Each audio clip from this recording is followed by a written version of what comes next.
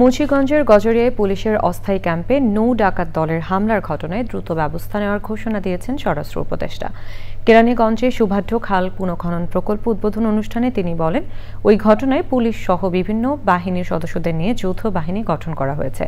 সোমবার বিকেলে মুন্সিগঞ্জ অস্থায়ী পুলিশ ক্যাম্পে গুলি ও ককটেল বিস্ফোরণের ওই ঘটনা ঘটে। মুন্সিগঞ্জ থেকে রাসেল মাহমুদের পাঠানো তথ্য ভিডিওচিত্র নিয়ে সাদিয়া ওমরের রিপোর্ট। মুন্সিগঞ্জের গজারিয়ার গুয়াগাছিয়া ইউনিয়নের জামালপুর গ্রামে সদ্য চালু হওয়া পুলিশের অস্থায়ী ক্যাম্প লক্ষ্য করে সোমবার গুলি ও ককটেল নিক্ষেপের ঘটনা ঘটে। এক পর্যায়ে পুলিশের প্রতিরোধে হামলাকারীরা পালিয়ে যায়।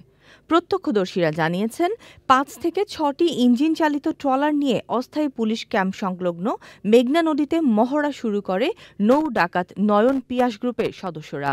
ক্যাম্পের কাছাকাছি জায়গায় গিয়ে প্রথমে ৪ থেকে ৫টি ককটেলের বিস্ফোরণ ঘটায় তারা। পরে ট্রলার থেকে পুলিশ ক্যাম্প লক্ষ্য করে গুলি চালানো হয়। আত্মরক্ষায় পুলিশও পাল্টা গুলি চালায়। আধ ঘন্টার বেশি সময় ধরে উভয় পক্ষের মধ্যে গোলাগুলি চলে। ১৯ জন সদস্য নিয়ে আমরা গজারিয়া থানাধীন গুয়াগাছিয়া এলাকায় আমরা অভিযান পরিচালনা করি। স্পিড বোর্ডে আমরা অবস্থান করাকালে সন্ত্রাসীরা এরা সশস্ত্র অবস্থায় নদীতে বেলতলি এলাকায় সশস্ত্র মহড়াদানকালে যখন আমরা নদীতে অবস্থান করি, তখন এরা আমাদের উপরে ককটেল বিস্ফোরণ ঘটায় এবং অস্ত্র দিয়ে আমাদের উপরে গুলি বর্ষণ করে। স্বরাষ্ট্র উপদেষ্টা মঙ্গলবার এই বিষয়ে সরকারের ব্যবস্থা নেওয়ার কথা জানান। যারা এই কাজটা করতে তাদের ধরার জন্য একটা জয়েন্ট যৌথ বাহিনী করে দেওয়া হয়েছে। আপনারা কয়েকদিনের ভিতরে হয়তো ভালো সংবাদ পাবেন।